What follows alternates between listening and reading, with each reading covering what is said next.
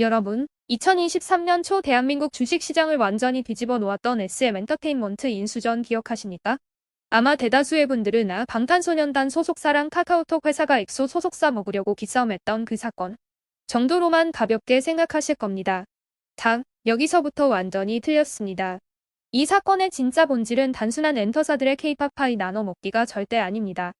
이건 무려 2,400억 원이라는 천문학적인 실탄이 장내에 뿌려지고 검은 사모펀드의 그림자가 깊숙이 개입했으며 급기야 대한민국 재계 서열 15위 국민 메신저 기업 카카오의 최고 경영진들이 줄줄이 법정에 서고 총수가 구속되는 초유의 사태를 불러온 우리 자본시장 역사상 가장 추악하고 살벌했던 쩐의 전쟁입니다.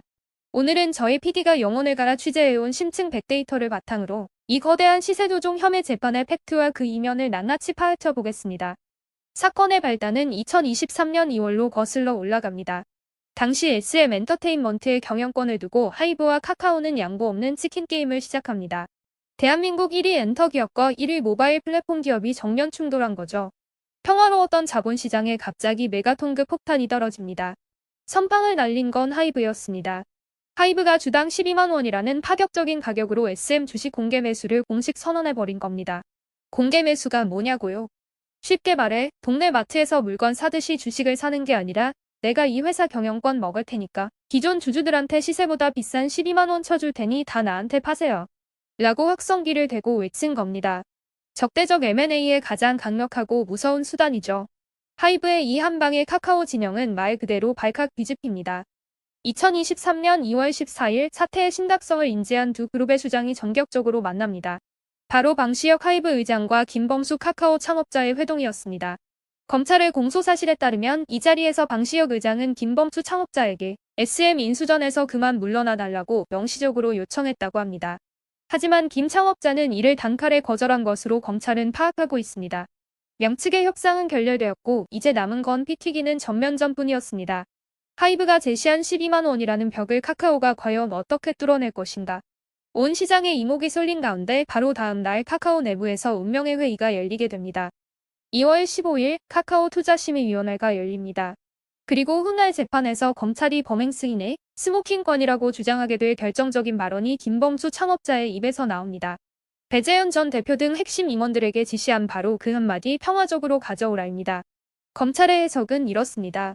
대외적으로는 피 튀기게 싸우는 것처럼 보이지 말고 비해서 사모펀드 같은 외부 세력을 은밀히 동원해서 티 안 나게 주식을 매집해 경영권을 뺏어오라는 고도의 은유적 범행 지시였다는 거죠. 하지만 카카오 측은 인수 여부와 무관하게 하이브와 평화적인 협상을 모색하라는 의미였다며 정면으로 반박했습니다. 과연 진실은 무엇일까요? 이 평화적으로 가져오라는 발언, 직장인 커뮤니티 블라인드와 X를 완전히 뒤집어 놓았습니다. IT 업계 직장인들 사이에서 엄청난 밈이 되어버렸죠. 타 부서의 말도 안 되는 업무 협조를 요구할 때 이 데이터 평화적으로 가져와라고 풍자하는 식입니다.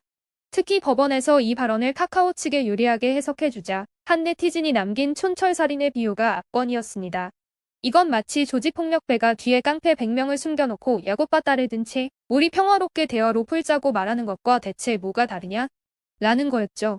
네티즌들은 수천억 원의 실탄을 쏟아부어 시장 질서를 흔든 행위를 평화라는 단어로 포장한 대기업 오너의 화법에 혀를 내둘렀습니다. 그리고 이 투심이 바로 다음 달인 2월 16일과 17일 기이한 일이 벌어집니다. SM엔터테인먼트의 주가가 정규시장 마감 후 열린 시간외매매에서 무려 13만 1,900원까지 미친 듯이 치솟으며 52주 최고가를 뚫어버린 겁니다. 하이브가 제시한 공개 매수가 12만 원을 훌쩍 넘겨버렸으니 하이브 입장에서는 완전히 새가 된 거죠. 주주들 입장에서 미쳤다고 13만 원짜리 주식을 하이브한테 12만 원에 팔겠습니까? 검찰은 바로 이 시기를 카카오 측이 개입한 1차 시세조종 혐의 기간으로 특정했습니다. 누군가 의도적으로 주가를 하이브의 공개 매수가 위로 끌어올렸다는 강력한 의혹이 제기된 순간이었습니다. 진짜 충격적인 데이터는 하이브의 공개 매수 마감 직전인 2월 28일에 터져 나옵니다. 금융감독원의 조사 자료에 따르면 28일 단 하루에만 특정 단일 계좌를 통해 무려 105만 주 이상이 폭풍 매수되는 비정상적인 거래가 포착된 겁니다. 카카오 측은 2월 28일부터 3월 3일까지 총 116만 7,400주의 SM 주식을 공격적으로 쓸어 담았습니다. 이 상황을 찰진 비유로 설명해 드릴까요? 하이브의 12만 원 공개 매수라는 꽉 막힌 벽을 뚫기 위해 카카오가 동원한 방법은 비유하자면 거대한 폭포수를 주사기 바늘구멍으로 강제로 밀어 넣는 격이었습니다. 상식적인 투자가 아니라 자본의 힘으로 시장의 가격 형성 시스템 자체를 폭격해버린 겁니다. 검찰은 이를 553회에 걸친 전형적인 고가 매수 및 물량 소진 주문 등 주가 조작 수법으로 규정했습니다. 결국 이 무자비한 자본의 압박을 견디지 못한 하이브는 3월 12일 공식 입장문을 내고 시장이 과열 양상을 띠고 있어 SM 인수 절차를 중단한다며 백기를 들고 맙니다. 경쟁자를 완벽하게 제거한 카카오는 곧바로 주당 15만 원이라는 압도적인 가격으로 대항공개 매수를 감행 SM 지분 39.87%를 거머쥐며 경영권을 최종 탈환하는 데 성공합니다. 승전보를 울린 카카오 이대로 해피엔딩이었을까요? 천만의 말씀입니다. 이 막대한 자금 동원 과정에서 남긴 짙은 발자국은 곧바로 금융감독원과 검찰의 정조준을 받으며 사상 초유의 대기업 압수수색이라는 거대한 부메랑으로 돌아오게 됩니다. 검찰이 이 사건에서 가장 집요하게 파고든 연결고리가 하나 있습니다. 바로 사모펀드 운용사 원아시아 파트너스입니다.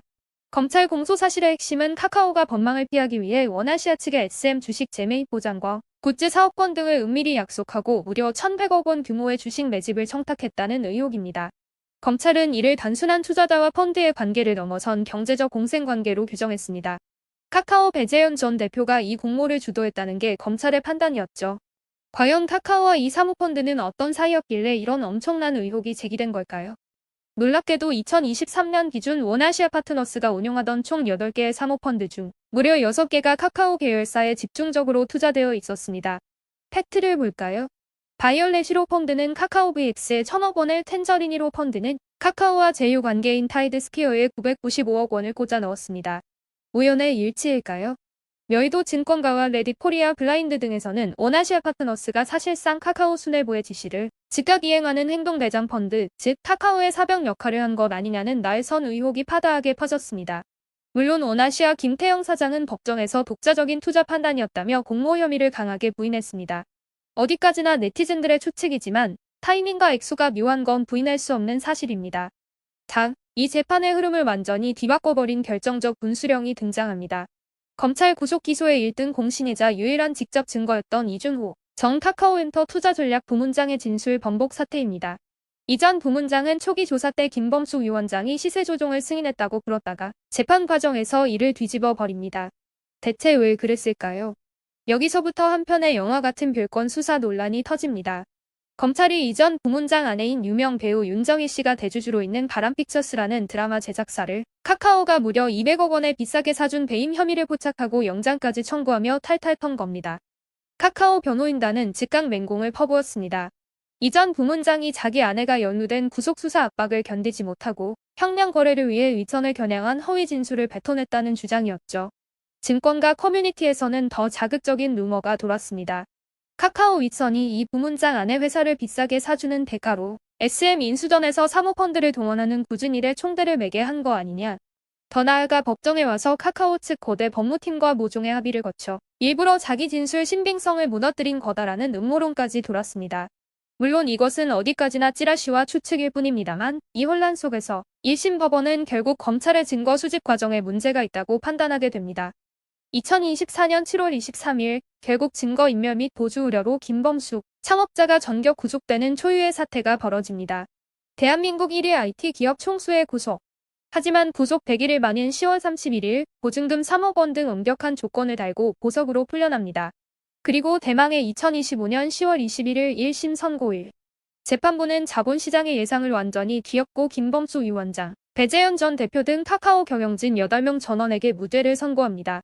개인 비리가 입증된 원아시아 지충현 대표만 유죄를 받았죠. 재판부의 논리는 충격적이었습니다. 카카오의 매수 행위가 시세 조작이 아니라 경영권 방어를 위한 물량 확보 차원의 정상적 매집이라는 겁니다.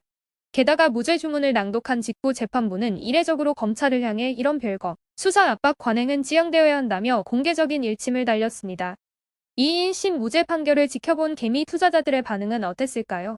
팍스넷, 네이버 종토방은 그야말로 폭발했습니다. 철저한 냉소와 분노의 도가니였죠. 무전유죄 유전 무죄를 또 본다. 2,400억을 부어서 시장을 뒤흔들었는데 이게 방어적 투자냐? 라는 성토가 빗발쳤습니다. 여러분, 여기서 제 지갑, 우리 일상과 연결해 볼까요? 카카오 경영진이 SM이라는 전리품을 챙기기 위해 수천억 원의 회사 돈을 쏟아붓고 재판받으러 다니는 동안 정작 카카오 본사와 수많은 계열사 주주들의 가치는 어떻게 됐습니까? 끝없는 사법 리스크에 곤두박질 쳤습니다. 개미들은 분노합니다. 우리가 산 건 혁신 IT 기업 카카오인데 까고 보니 서초동 법조타운 테마주였다라고 말이죠. 이게 바로 사법부와 대기업의 묘한 줄타기가 만들어낸 전 세계가 조롱하는 코리아 디스카운트의 민낯이라는 비판이 나오는 이유입니다. 현재 시간은 2026년 4월. 전쟁은 끝나지 않았습니다. 검찰은 즉각 항소했고 서울고법에서 항소심이 한창입니다. 검찰은 공개 매수를 저지한다는 표현이 담긴 새로운 녹음 파일을 들고 1심 판결을 맹폭하고 있습니다. 이 항소심의 가장 뜨거운 감자는 바로 하이브 방시혁 의장의 증인 출석 여부였습니다. 검찰은 2026년 5월 20일 방 의장을 법정에 세워 김범수, 창업자와의 독대 진실을 캐려 했으나 방 의장 측은 불출석 사유서를 전격 제출했습니다. 엔터 업계 사정에 밝은 네티즌들은 최근 어도어 사태 등 내부 리스크로 골머리를 앓는 하이브가 굳이 법정에 나가 자신들의 껄끄러운 과거까지 도마에 오르는 걸 피하는 것 아니냐는 날카로운 추측을 내놓고 있습니다. 경영권 탈취 진흙탕 싸움의 공범들이 서로 피해자 코스프레를 한다는 대중의 피로감 섞인 시선이 쏟아지고 있는 상황입니다. 오늘 다룬 카카오 SM 시세 조종 의혹 재판 영상을 끝내기 전에 우리가 반드시 기억해야 할 3가지 통찰을 정리해드립니다. 첫째, 자본주의 M&A 전쟁의 평화란 없습니다. 그들이 말하는 평화의 이면에는 2,400억 원이라는 무자비한 자본 폭격이 숨어 있었습니다. 둘째, 법이 말하는 합법적 방어의 기준은 우리 개미들의 상식과 완전히 다를 수 있습니다. 수백억 단위의 전의 이동이 법정에서는 기업의 정상적인 생존 본능으로 해석되기도 합니다. 셋째, 오너의 리스크와 탐욕이 빚어낸 파편은 결국 우리 같은 소액 주주들의 계좌로 고스란히 꽂힌다는 점입니다. 본사안은 현재 2심이 치열하게 진행 중이며 검찰과 카카오 양측의 입장이 첨예하게 엇갈리고 있는 만큼 섣부른 판단보다는 끝까지 법원의 최종 판결을 지켜봐야 할 것 같습니다. 선택과 판단은 여러분의 몫입니다.